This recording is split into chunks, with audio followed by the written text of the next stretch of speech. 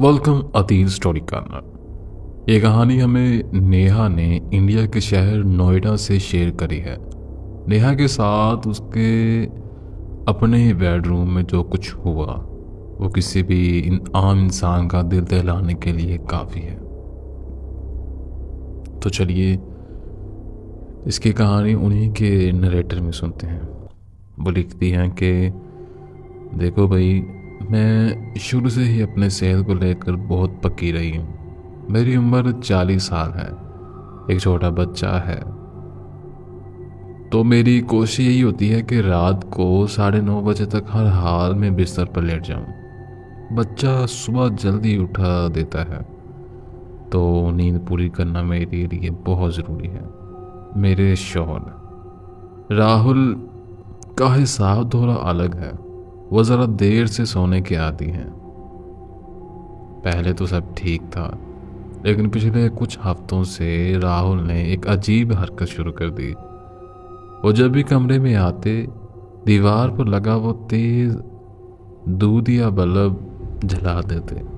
मेरी आंख खुल जाती, मैं तलमला उठती। पहले वो फ़ोन की टार जलाकर अपना काम कर लिया करते थे, लेकिन अब वो कहते हैं कि उन्हें अपने ही घर में दबे पांव चलने की ज़रूरत नहीं है। उनकी इस बात पर हमारी कई बार बहस हुई। वो कहते हैं कि मैं उन्हें कंट्रोल करने की कोशिश कर रही हूँ। सिर्फ रोशनी नहीं, वो अपना फ़ोन भी साइलेंट पर नहीं रखते। रात भर उनका फ़ोन बजता रहता है, कभी मैसेज, कभी कोई कॉल। मैंने कितनी बार कहा है कि भाई इसे डो नॉट डिस्टर्ब, यानी कि एक ऑप्शन होता है मोबाइल के ऊपर, डू नॉट डिस्टर्ब, जिससे कोई भी मैसेज वगैरह हो ना तो उसकी रिंग नहीं बजती, वो लगा लिया करो। कुछ खास नंबरों को छोड़कर बाकी सब बंद कर दो। पर वो टच से मस नहीं आते। मेरी नींद एक बार टूट जाए तो दोबारा आना मुश्किल हो जाता है, और इस चक्कर में मैंने इन पर कई बार चीखा चिल्लाया भी। बहुत दफ़ा। कल रात की बात है, मैं गहरी नींद में थी। अचानक वही तेज़ रोशनी मेरी आंखों पर पड़ी। मैंने तकिए अपने मुंह पर रख लिए और गुस्से में बुड़बड़ाई, राहुल क्या मुसीबत है, लाइट बंद करो। कोई जवाब नहीं आया। बस कमरे में एक अजीब सी खामोशी थी। मुझे लगा शायद वो वॉशरूम गए हैं, लेकिन फिर मुझे वो आवाज़ सुनाई दी, राहुल के फ़ोन की घंटी। वो साइड टेबल पर पड़ा वाइब्रेट कर रहा था। गुन गुन गुन। हो, मेरा पारा चढ़ गया। मैंने सोचा आज तो मैं इसका फ़ोन उठाकर किचन में फेंक दूंगी। मैंने गुस्से से आंखें बंद कर ली, बल्कि खोल ली। पहले तो मैं सोई हुई थी और बेड की दूसरी तरफ हाथ मारा कि फ़ोन उठाऊं, पर मेरा हाथ किसी ठंडी चीज़ से टकराया। मैंने गर्दन घुमाकर देखा, राहुल वहीं लेटे हुए थे, गहरी नींद में। उनकी आंखें बंद थीं, पर उनका चेहरा बिल्कुल सफ़ेद भरा हुआ था, जैसे जिसम में खून ही ना हो। मेरा दिल धक से रह गया। अगर राहुल सो रहे हैं तो ये कमरे की मेन लाइट किसने जलाई? मैंने कांपते हाथों से साइड टेबल पर रखा उनका फ़ोन उठाया ताकि देखूं किसी की कॉल है। जैसे ही मैंने फ़ोन की स्क्रीन देखी, मेरे हाथ से फ़ोन छूट कर नीचे गिर गया। स्क्रीन पर जो नाम चमक रहा था वो मेरा अपना नाम था, वाइफ। लेकिन मेरा फ़ोन तो बाहर किचन की अलमारी पर रखा हुआ था, और उस वक़्त मैं राहुल के बिल्कुल बराबर में बैठी उसे देख रही थी। तभी मुझे एहसास हुआ कि कमरे के कोने में, जहाँ अंधेरा थोड़ा ज़्यादा था, कोई खड़ा है। कोई बहुत लंबा, जिसने बिल्कुल मेरे जैसे कपड़े पहन रखे थे, और वो आहिस्ता आहिस्ता राहुल की तरफ हाथ बढ़ा रहा था। मैं तो जैसे बोलती ही मेरी तो जैसे बोलते ही बंद हो गई। मेरा गला सूख कर कांटा हो गया था और ऐसा लग रहा था जैसे किसी ने मेरे पैरों के नीचे से ज़मीन निकाल ली हो।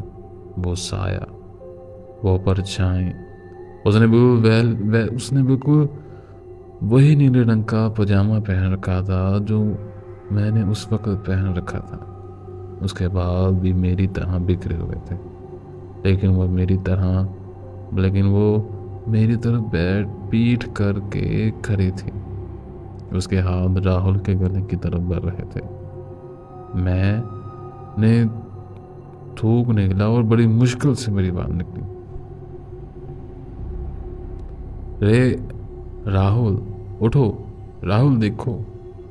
मैंने अपना हाथ बढ़ाकर राहुल के कंधे को जोर से हिलाया, पर जैसे ही मेरा हाथ उनके जिस्म को छुआ, मेरे बदन में एक झुरझुरी सी दौड़ गई। उनका जिस्म बर्फ की तरह ठंडा था, बिल्कुल बेजान। ऐसा लग रहा था जैसे मैं किसी जीते जागते इंसान को नहीं, अरे किसी मिट्टी के पुतले को छू रही हूँ। राहुल ने अपनी आंखें नहीं खोली, पर अचानक उनके फोन की घंटी फिर से बज उठी। वही मेरा नाम स्क्रीन पर चमक रहा था, वाइफ। अब की बार मैंने डरते डरते फोन उठाया और आंसर का बटन दबाया। फोन कान से लगाते ही मुझे दूसरी तरफ से एक आवाज सुनाई दी, राहुल तुम लाइट क्यों नहीं जला रहे? मैं किचन में हूँ, यहाँ अंधेरे में मुझे अपना फोन नहीं मिल रहा। तुम कब से मेरा फोन मिला रहे हो? वो आवाज मेरी ही थी, बिल्कुल मेरी आवाज किचन से आ रही थी। मेरा पूरा जिस्म कांपने लगा। अगर किचन में मैं हूं तो यहाँ बेड पर कौन बैठी है? अगर बेड पर मैं हूं तो वो किचन से कौन बोल रहा है? तभी वो साया जो कोने में खड़ा था धीरे धीरे मेरी तरफ बढ़ा। इसका चेहरा, ओ मेरे भगवान, इसका कोई चेहरा ही नहीं था। वहां बस स्पॉट खाल थी, ना आंखें, ना नाक, ना मुंह। पर फिर मुझे ऐसा लगा जैसे वो मुझे देखकर हंस रही है। अचानक कमरे की वो तेज दूधिया लाइट जल बुझ होने लगी। टिप टिप टिप की आवाज आई। मैंने ऊपर देखा, छत पर लगे उस बल्ब से खून की बूंदें टपक रही थी और वो सीधी राहुल की सफेद चेहरे पर गिर रहे थे। राहुल ने अचानक अपनी आंखें खोल दी, पर उनकी आंखों में वो चमक नहीं थी। वह बिल्कुल काली थी, जैसे दो गहरे कुएं हों। उन्होंने मेरा हाथ इतनी जोर से पकड़ा कि मुझे लगा कि मेरी हड्डियां टूट जाएंगी। उनके चेहरे पर एक अजीब सी डरावनी मुस्कुराहट आई और वो होलनाक आवाज में बोले, नेहा तुमने लाइट क्यों जलाई? मैंने कहा था ना, मुझे अंधेरे में तुम दोनों को देखना अच्छा लगता है। तुम दोनों? मैं और कौन? मैंने पीछे मुड़कर देखा तो बेड की दूसरी तरफ वो बिना चेहरे वाली औरत अब बेड पर चढ़ चुकी थी और रेंगती हुई मेरी तरफ आ रही थी। उसके हाथ में वही फोन था जिसे अभी मुझे कॉल आई थी। मैंने अपना हाथ चलाने की बहुत कोशिश की, पर राहुल की पकड़ किसी लोहे की जंजीर से भी ज्यादा मजबूत थी। मेरा दम घुटने लगा था। वो बिना चेहरे वाली औरत बिल्कुल मेरे सामने थी। उसके जिस्म से सड़ी हुई मिट्टी जैसी बू आ रही थी। वो धीरे धीरे अपना वो सपाट चेहरा मेरे चेहरे के करीब लाई, जैसे वो मुझे सूंघ रही हो। तभी मुझे एहसास हुआ कि वो औरत कोई और नहीं, वो मेरी ही नींद थी, मेरा वो हिस्सा जो सुकून चाहता था। राहुल ने मेरी आंखों में आंखें डालकर कहा, तुम कहती थी ना कि लाइट क्यों जलाता हूँ? मैं लाइट इसलिए जलाता हूँ ताकि उसे देख सकूं, ताकि मुझे पता रहे कि वो तुम तक नहीं पहुंची। मेरी रूह कांप गई। राहुल मुझे परेशान करने के लिए नहीं, बल्कि मुझे बचाने के लिए वो तेज रोशनी जलाते थे। वो फ़ोन पर बातें इसलिए करते थे ताकि उसका ध्यान बटा रहे, ताकि उसका ध्यान बटा रहे। राहुल ने रोते हुए कहा, आज मैं सो गया नेहा, मुझसे गलती हो गई, मैं थक गया था और मैं सो गया। अब हम दोनों के वो ले जाएगी, अब हम दोनों को ले जाएगी। इतने में उस औरत ने अपना हाथ मेरी गर्दन पर रखा। उसकी उंगलियां लंबी और नुकीली थी जो मेरी खाल में धंसने लगी। उसने अपना वो खौफनाक स्क्वाड सर पीछे झुकाया और अचानक उसके चेहरे के बीचों बीच एक दरार खुली।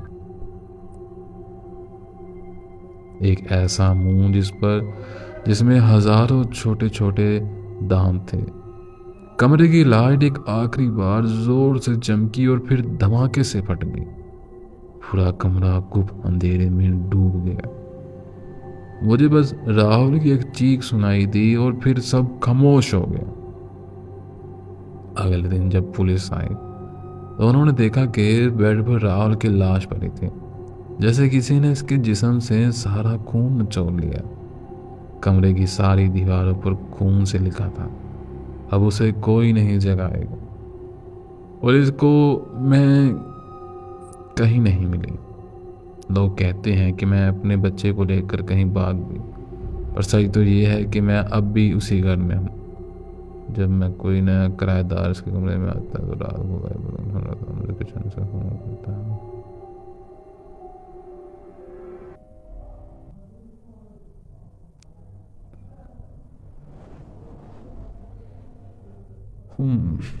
तो ये थी एक फिक्शनल कहानी जो कि मतलब हमें नेहा ने सेंड करी थी।